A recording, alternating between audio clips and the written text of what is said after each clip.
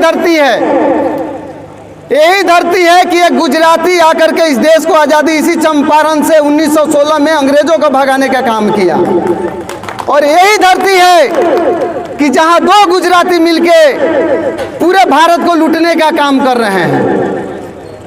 बस दोनों के विचारों में अंतर है। हम उस विचारों को सोचने की जरूरत है कि कौन मेरे पक्ष के काम कर रहे थे और कौन मेरे विपक्ष के काम कर रहे थे। बस इसी चंद वाणी से हम आपको प्रकाश दिलाना चाहते हैं कि अपने बाल बच्चों के भविष्य के बारे में सोचिए कि अगर इसी तरह होता या सामंतवादी अगर राज करते रहे तो हम लोग के बच्चों का क्या होगा।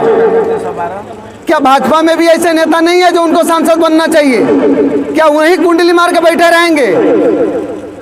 आज वो लोग बोल रहे हैं कि गाली भी देंगे लेकिन वोट हम उन्हीं को देंगे क्योंकि वो उनके हैं। लेकिन हमारे अपने लोगों को नहीं समझ में आ रहा है कि हमारा अपना कौन है, हमें अपना कहाँ मिलेगा, हमें कहाँ रहना चाहिए।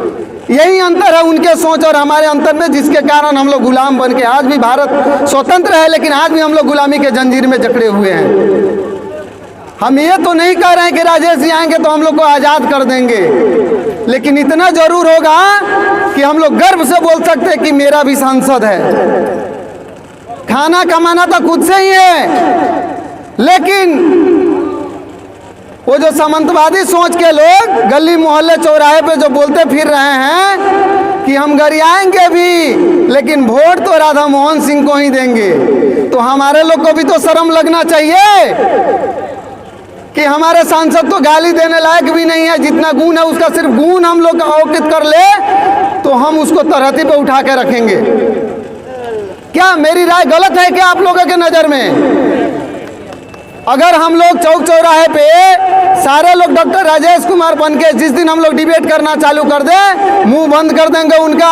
वो लोग झूठ से लड़ते हैं, हमको सिर्फ सच का आईना दिखा देना है। फर्क इतना ही है कि हम लोग सच भी बोलने में शर्माते हैं। क्यों झगड़ा करने जाए, क्यों लड़ने जाए? वो लोग आवाज़ ऊंची कर लेते हैं, हम लोग धीरे हो जाते हैं। हम जान रहे हैं कि वो लोग थुतरोजी कर रहे हैं, लेकिन फिर भी हम लोगों के पास क्या आता है कि हम लोग जैसे स्लो होते हैं तो मेरे 10 लोग जो साथ में खड़े हैं उनको लगता है कि वही सही बोल रहा है। हमारे भी 10 लोग कट जाते हैं, उसके साथ बह जाते हैं हवा में कि उनको लगता है कि वही सही बोल रहा है, लेकिन ऐसा नहीं है। अब दिन आ गया है, सोचने और समझने और हक लेने की बारी है। हम राधा मोहन सिंह को क्यों वोट ना दें और राजेश जी को क्यों वोट दें, ये दो बात सोचने की जरूरत है, मूलभूत चीज है। अगर लिस्ट निकाला जाएगा तो राधा मोहन सिंह का एक लंबा लिस्ट हो जाएगा बुराइयों का। अगर खूबियों का लिस्ट निकाला जाए तो मेरे डॉक्टर राजेश कुमार का एक खूबियों का लंबा लिस्ट हो जाएगा जिसका गिनती नहीं है।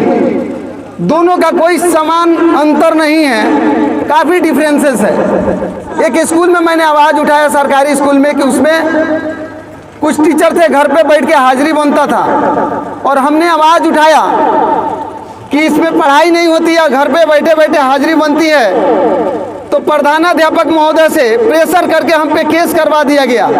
अभी हाल फिलहाल 1 महीना हमने जेल काट के आया हुआ है, और 7 की मुकदमा, उसके बाद 6 महीने के अंदर मेरे ऊपर 7 की मुकदमा करवा दिया गया।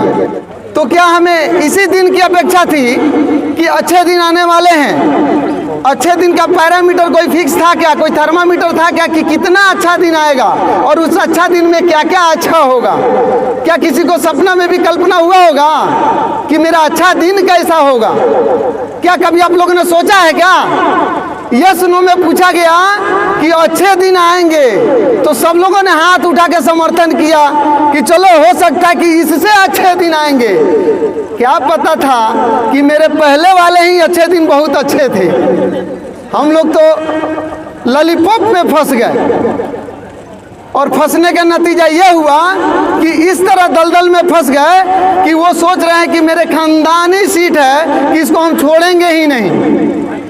लेकिन कितना दिन किसी को बेवकूफ़ बनाया जा सकता है? 1 बार, 2 बार, 3 बार, 4 बार, अरे ये तो 6-6 बार हो गया। इससे ज़्यादा हम लोग कितना बेवकूफ़ बनेंगे? तो इसका मतलब कि हम लोग खुद बेवकूफ़ बन रहे हैं। अब वो दिन